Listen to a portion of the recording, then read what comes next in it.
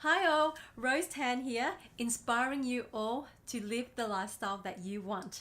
I hope you guys are doing well here. Today I would like to talk to you about the difference between soulmates and twin flames. Oh, it's such a controversial thing. It's such a personal topic for myself because it's a experience that I'm actually endured. And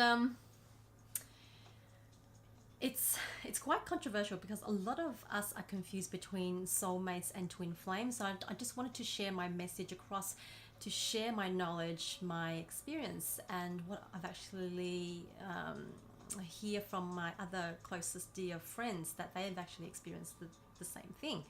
So straight up, let's talk about soulmates. Soulmates, oh boy, there's multiple, we can have multiple soulmates.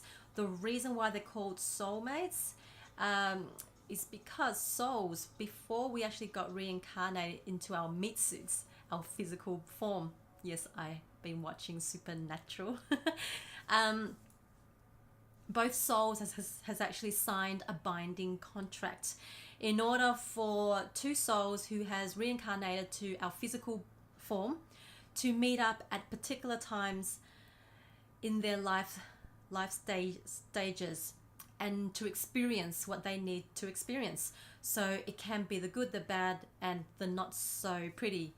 So the soul just it's wanting to only experience and grow and expand its all feels of the feels, such as sadness, trauma, happiness, joy, freedom, independence, whatever it may be. The soul just wants to grow and learn and to expand its awareness and such. So you will find that when you do come across a soulmate, it's a instant connection. You just feel it within your intuition, your gut, your mind, your heart, your soul, and your spirit that I am meant to meet with this person. And it's almost like they act as a vessel for ourselves to grow and expand our consciousness, our awareness, so that we can actually learn from that experience. Now, soulmates, it sounds so lovely and warm and comforting and nurturing, but it's not always the case. Quite usually when a soulmate do come in contact with our own soul, they can bring so much disruption, so much a traumatic experience that it's for us to learn from and take the value and take what we can actually learn from, so that we can actually grow and better ourselves to become stronger, powerful, radiant, and be the actual person that we are born to be during this lifetime. So like I said, we can have multiple soulmates, and soulmates doesn't have to be a intimate romantic relationship connection. It can also be friends, it can be co-workers, it could be your manager, your boss, your CEO, the directors, it can be your family member. And also from my experience, my dog Ping Ping. Oh my god, yeah, we had such a beautiful 17 years together. I wouldn't change anything. He's such a beautiful soul, and he and I just connected. So shout out to all of you dog lovers out there. You know what I'm talking about. It is such a beautiful experience. We're just so blessed. So souls can also be reincarnated to any animals. It can be even insects. It just can be anything that actually has spirit. So that's what I know about soulmates. Twin flame, or you can call it, I think it's twin souls, but I like to use twin flame. Basically, oh god, it's such a topic. A touchy topic. I'm losing my words just thinking about it. Excuse me, but I'm actually just shifting my my whole being into that twin flame feeling. It's such a huge impact, and those of you who are watching this can actually so resonate and relate, because it's heavy. It's quite heavy. It's beautiful. It has a huge 100 times profounding impact than a soulmate can do. A twin flame, there's only one. They are a mirror of yourself. It can become very confronting because they actually put the mirror in front of you, but then they are there to bring out the best in you, so that you can grow and become the actual person that you need to be in this lifetime.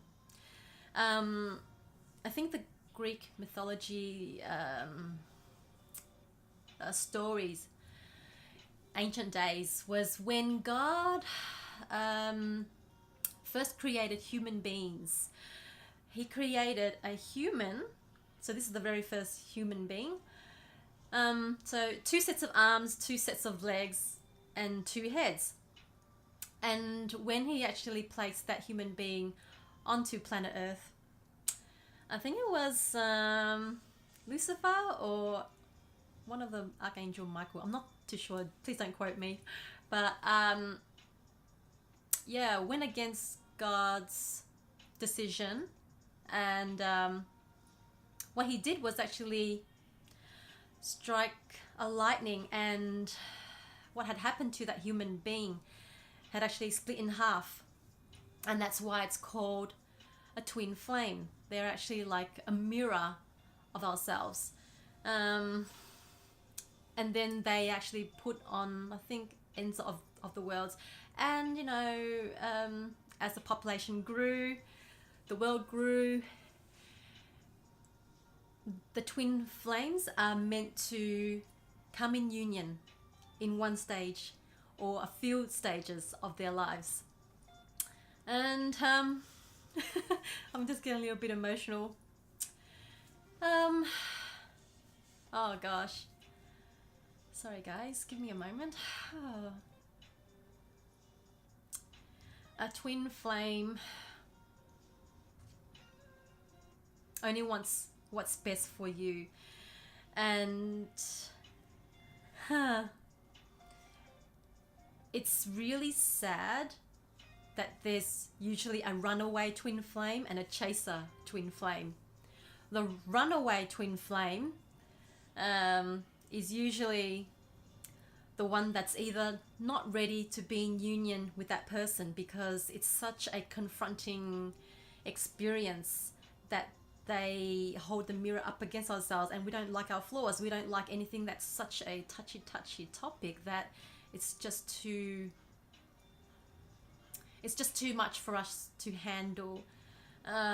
We are not ready to be confronted with our biggest fears and our biggest doubts and our biggest fails. But they are there to actually, you know, really to give out, to radiate the best and to bring out the best essence within ourselves out, and vice versa. The chaser is usually the type that's already done a lot of self-healing, self-work within themselves. So they are ready to be in union with their twin flame. It's all about experiencing. It's all about growth and expansion of how each twin flame can actually grow and ready to be destined at a particular time within their lives to be in union. So most cases it's not a huge age gap, but it's usually about 10 years apart. And they are usually with someone else because they have actually signed a soul binding contract with their partner. So it could be their girlfriend, fiance, or or husband or wife. It could be anyone there. And so not every twin flame gets to be in union or even meet in every life stages. So that's what I know about twin flames and soulmates. I hope that helps you guys to gain some clarity and confidence within yourself that there are soulmates out there. There are multiple soulmates. They're there for a reason, to teach you all the valuable lessons for you to be learned from, for you to grow and expand your awareness and to be the best version of yourself. So that's a difference between soulmates and twin flames. Twin flames are basically your mirror. There's only one of a kind. That's why they say the one. When you find the one, it is very difficult for you to break that binding connection. It's not even a soul binding connection. That's just soulmates. But with a twin flame, they're your mirror. It's impossible for you to disconnect or cut cords, cut ties. It's irrevocably impossible for you to break and pull away and stay disconnected from your twin, because you always be telepathing each other. You're basically almost like a one body. You just love each other in oh my God, on such a deep, profound, impactful way that it shakes you to your core. What I've actually heard is that there was a twin flame union after there was battles of being together. One passed away and the other one was just shaking. She was just, oh my God, my heart just goes out to her. But just imagine your counterpart has left the physical world and reincarnated to another lifetime, leaving you behind. But you know, everything happens for a reason. Of course it's not easy. It's just part of the experience, part of the soul to grow and experience from there.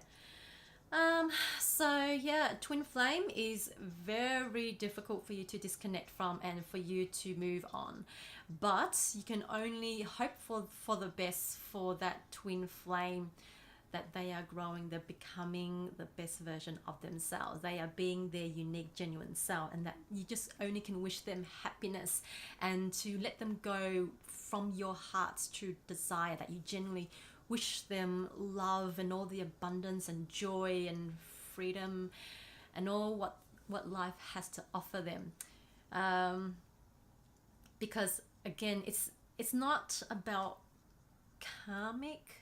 It's wishing them joy. Like if you're destined, if you really believe that you're destined not to belong to each other in this lifetime, you've got to let it go. And by letting go, you've got to really heal and nurture yourself in order for you to move on and enjoy your life while we are actually living our life. You know, life is too short.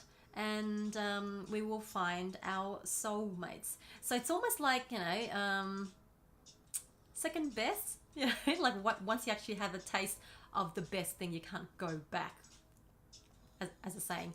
But yeah, I just want to share that, and I hope that gives you some clarification between a soulmate and a twin flame. Lots of love to you guys. Please leave me comments, feedback, thumbs up, subscribe please, and I'll be happy to hear from you guys. Until the next topic, mwah, love you guys. Ciao.